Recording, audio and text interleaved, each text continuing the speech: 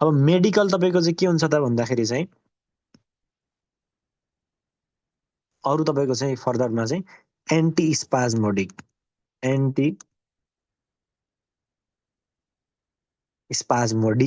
के भन्नु त एन्टी स्पाजमोडिक यसले के गर्छ त भन्नु त यसले के गर्ने हो त स्पाजम हुन दिँदैन भनेपछि एन्टी स्पाजमोडिकको काम भनेको चाहिँ रिलिफ पेन है। अब एन्टी स्पाजमोडिकको एउटा इक्जाम्पल मलाई दिनुहोस् न तपाईँहरूले चलाएरै आउनु भएको छ सबैजना त्यसो हुँदाखेरि चाहिँ इमर्जेन्सीमा प्राय कुन चलाइरहेको थियो होला त भन्नु त बुस्कोपान भेरी गुड है। बुस्कोपान भनेको चाहिँ अब त हजुरको यो कम्पनीले राखिएको एउटा ट्रेड नेम भयो hyoscine butyl bromide very good है त हायोसिन ब्युटाइल ब्रोमाइड हामीले चाहिँ 20 mg वेन निडेड है एसओएस को रूपमा चाहिँ हामीले चाहिँ चलाउँछौँ है त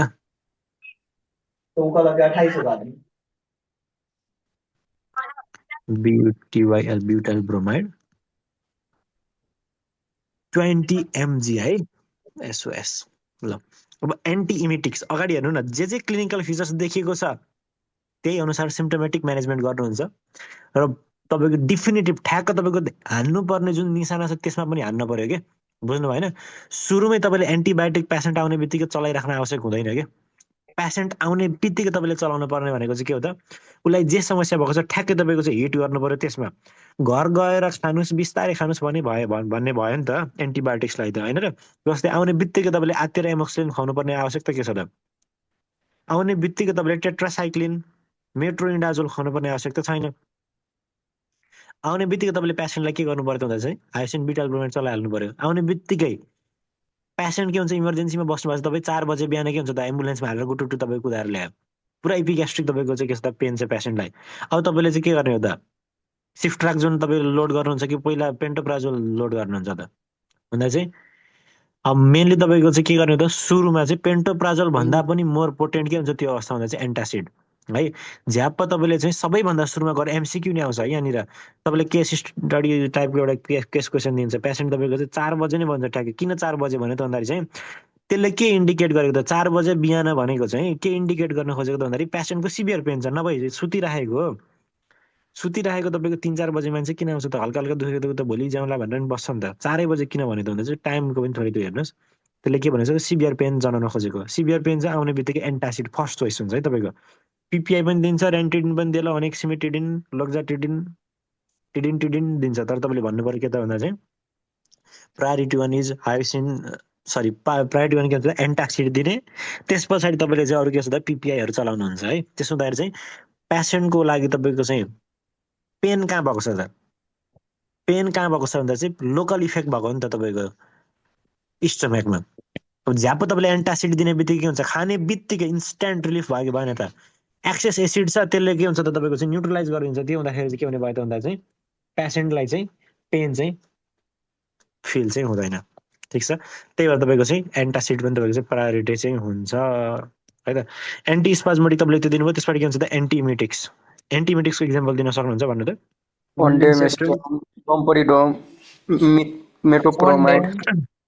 यति बेला तपाईँले चलाउने भनेको चाहिँ के हो त भन्दा चाहिँ मेटोक्लोप्रोमाइड चाहिँ मेनली तपाईँले चलाउनु पर्यो ट्याब्लेट मेटोक्लोप्रोमाइड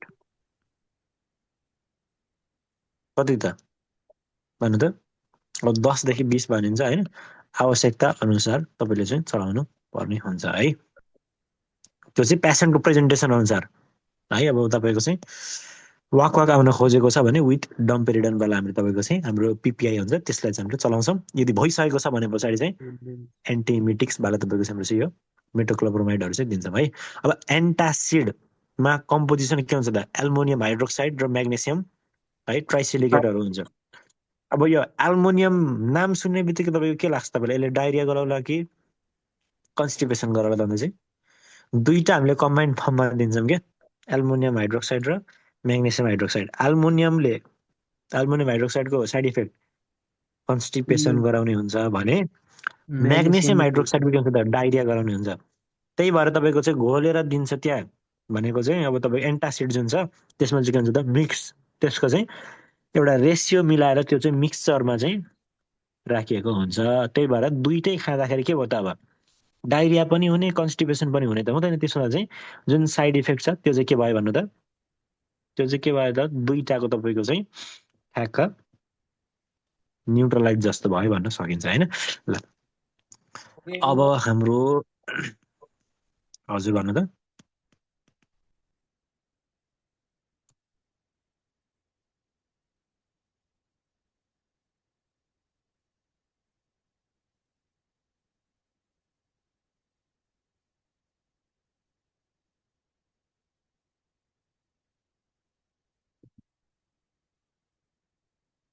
ठिक छ। ल अब एच पाइलोरी इराडिकेसन गर्नुपर्ने तपाईँको उद्देश्य हुन्छ है। अब तपाईँको चाहिँ के हुन्छ भन्दाखेरि विभिन्न हामीले चाहिँ औषधि चलाउँदाखेरिको चाहिँ हाम्रो अब्जेक्टिभ्स हुन्छ। त्यो मध्ये एउटा अब्जेक्टिभ हाम्रो के हो त भन्दाखेरि चाहिँ हामीले एच पाइलोरीलाई इराडिकेसन गर्नुपर्छ क्या है। तपाईँले एलिमिनेसन भनेको सुन्नुभएको होला। एलिमिनेसन भनेको चाहिँ एउटा लेभलसम्म घटाउनेलाई चाहिँ एलिमिनेसन भन्छ। इराडिकेसन भनेको चाहिँ cut off from the root भन्छ क्या। भनेको चाहिँ तपाईँको जरैबाट उखालिदिने एउटा तपाईँको चाहिँ प्लान्ट छ है। एउटा प्लान्ट छ, यो प्लान्टलाई तपाईँले के गर्नुभयो त भन्दाखेरि चाहिँ के छ त यहाँनिर काट्नुभयो, यहाँनिर काट्नुभयो, अर्को चाहिँ जरेबाट निकालिदिनु भयो है। माथि माथि काट्नु चाहिँ एलिमिनेट भयो। हेर्दाखेरि त तपाईँको के भयो त प्लान्ट काटिए जस्तो पनि देखियो, तर वास्तवमा जरा त त्यहाँ सधैँ छ है। त्यो जराबाट के हुन्छ भने त त्यसले त फेरि माथि तपाईँको तपाईँ स्टिमहरू तपाईँको चाहिँ हान्न सक्छ नि त हो। यो रुटले त सुट पनि दिन सक्छ सक्दैन त सक्छ भने पछाडि तपाईँको चाहिँ एलिमिनेसन भएको छ भने फेरि तपाईँको चाहिँ बढ्न सक्छ, त्यो पोटेन्सी चाहिँ राख्छ। तर इराडिकेट गर्नु भनेको चाहिँ पत्ता साफ के साथीहरू बुझ्नु भएन, कम्प्लिटली के छ हट्नु। जस्तै विश्वबाट चाहिँ एउटा यस्तो डिजिज भन्नुहोस् जुन चाहिँ के छ त इराडिकेट भएको छ भन्नु त। चिकन पक्स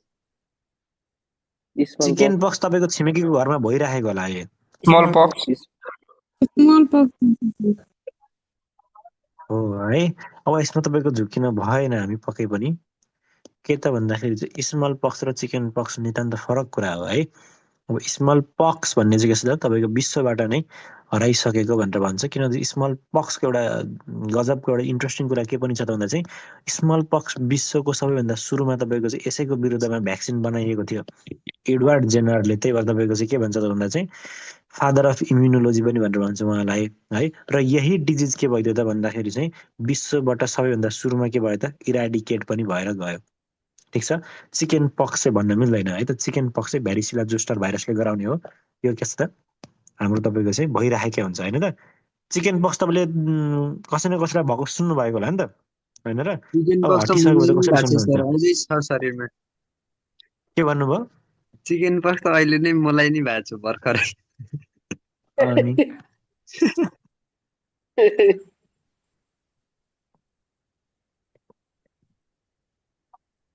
ल चिकन पक्स कसलाई भएको छ भन्नुभएको छ उहाँको तपाईँको उहाँले भन्नुहोस् है त मलाई। चिकन पक्स चाहिँ हाम्रो कुन भाइरसको कारणले गर्दा हुन्छ। भ्यारिसेला जोस्टर भ्यारिसिला जुस्टर भाइरस। Very good. अब यो भ्यारिसिला जुस्टर भाइरस जुन छ यो तपाईँलाई के छ चिकन पक्स ठिक भए पछाडि चाहिँ तपाईँको शरीरको कुन भागमा गएर यो लुकेर बस्छ भन्नु त। यो चाहिँ ट्याक्कै थाहा भएन सर। यो तपाईँको चाहिँ डिआरजी भन्छ क्या। के अरे भन्नु त डिआरजी भनेको चाहिँ डोर्सल रुट ग्याङ्ग्लिया है। त्यहाँ के हुन्छ त लुकेर गएर बस्छ। सुन्नु है। अब तपाईँ अहिले कति वर्षको हुनुभयो। अहिले 19 है। अब तपाईँ के हुन्छ त भन्दा चाहिँ 40 वर्ष पछाडि तपाईँ कति वर्ष पुग्नुहुन्छ भन्नु त। 40 वर्ष पछाडि 59 59 हो। अब यति बेला के हुन्छ तपाईँको अहिलेको जस्तै इम्युनिटी भइरहेको छ त हुन्न। इम्युनिटी अलिकति घट्छ है। अब जब तपाईँ 60 वर्षतिर पुग्नुहुन्छ तपाईँको यो भाइरस चाहिँ के छ लुकेर कहाँ बसेको छ त डोर्सल रुट ग्याङ्ग्लियामा तपाईँको लुकेर बसेको छ। यो फर्म भनेको चाहिँ डोर्मेन्ट फर्म हो साथी। सुन्नुहोस् है सबैजनाले, यो फर्म भनेको चाहिँ के अरे भन्नु त यो फर्म भनेको चाहिँ एउटा डोर्मेन्ट भनेको चाहिँ लुकेर बसेको स्टेज हो क्या। अब यो फेरि रिएक्टिभेट हुने यसले पोटेन्सियल त राख्छ। रिएक्टिभेट भयो त्यस पछाडि के हुन्छ भन्नु त अनि तपाईँले एउटा समस्या गराउँछ के। त्यसको नाम के होला भन्नुहोस् एनीवन नो सर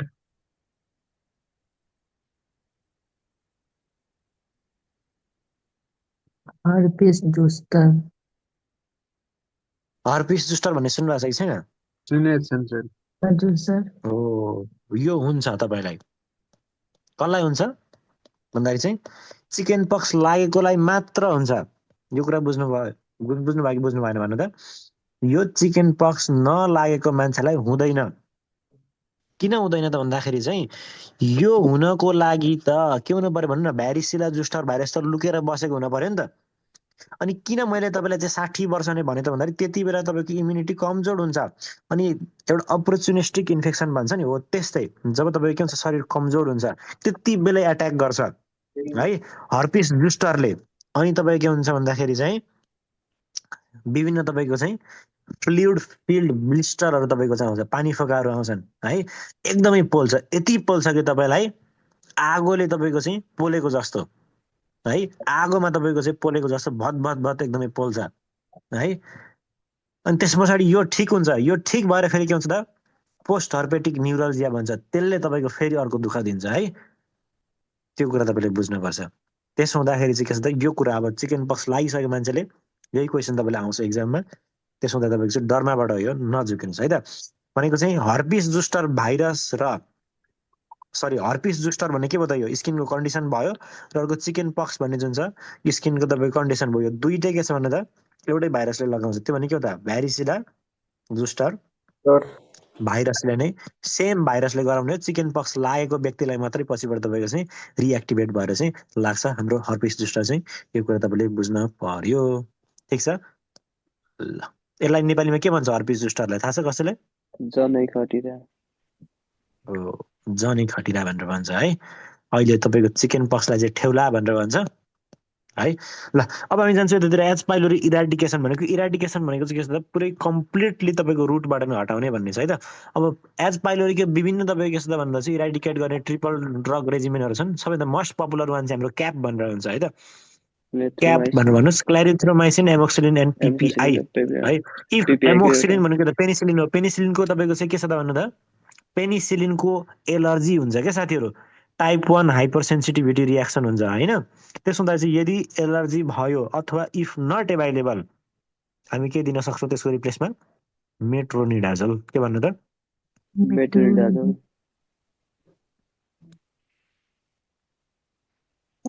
क्ल्यारिथ्रोमाइसिन 500 mg है त त्यस पछाडि के छ त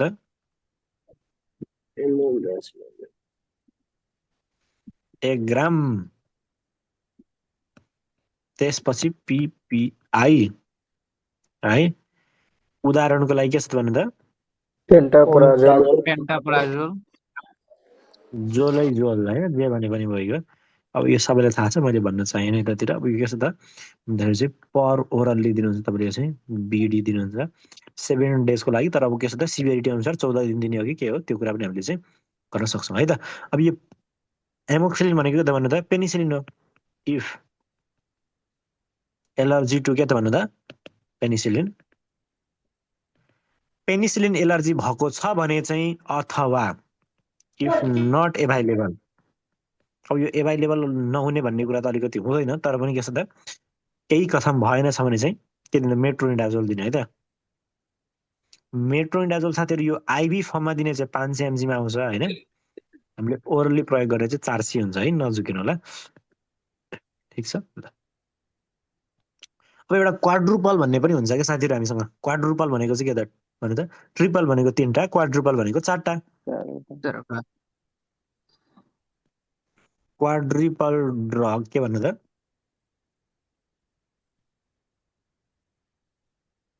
क्वाड्रुपल ड्रग थेरापी भन्ने हुन्छ है के भन्नु त क्वाड्रुपल ड्रग हेलो यसमा के हुन्छ भन्दाखेरि चाहिँ हाम्रो अगाडिको जस्तै एउटा पिपिआई हामीले दिनै हाल्छौँ अर्को के हुन्छ त मेट्रोनिडाजोल यो पनि हामीले दिनै हाल्छौँ अर्को 3 र 4 मा चाहिँ अर्को एक्स्ट्रा कुरा चाहिँ के आउँछ त्यसमा भन्दा चाहिँ टेट्रासाइक्लिन आउँछ एउटा अर्को चाहिँ के हुन्छ भन्नु त बिस्मुथ सबसिलिकेट भन्ने अथवा बिस्मुथ सल्फेट भनेर चाहिँ हामीले प्रयोग गर्छौँ है त। अहिले यो नाम याद गर्नुहोस्, डोजहरू म तपाईँलाई भनिहाल्छु है त। बिस्मुथ सल्फेट है, के अरे भन्नु त, बिस्मुथ सल्फेट, ठिक छ ल। क्वाड्रुपलमा चाहिँ एक्स्ट्रा के आयो भन्नु त, पिपिआई र मेट्रोनिडाजोल भइ नै हाल्यो अगाडिको जस्तो। टेट्रासाइक्लिन र टेट्रासाइक्लिन र बिस्मुथ सल्फेट सल्फेट भन्ने है। ल यो पिपिआई भनेको फुल फर्म के त भन्नु त? Protein proton pump pump inhibitor protein proton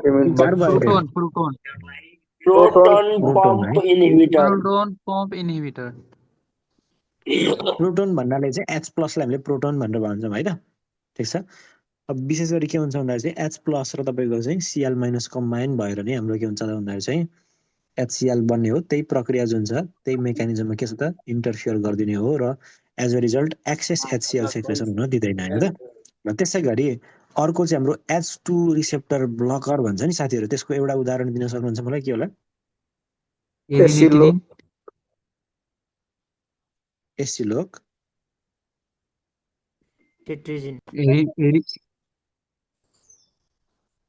cetirizine कि फेक्सोफेनाडिन?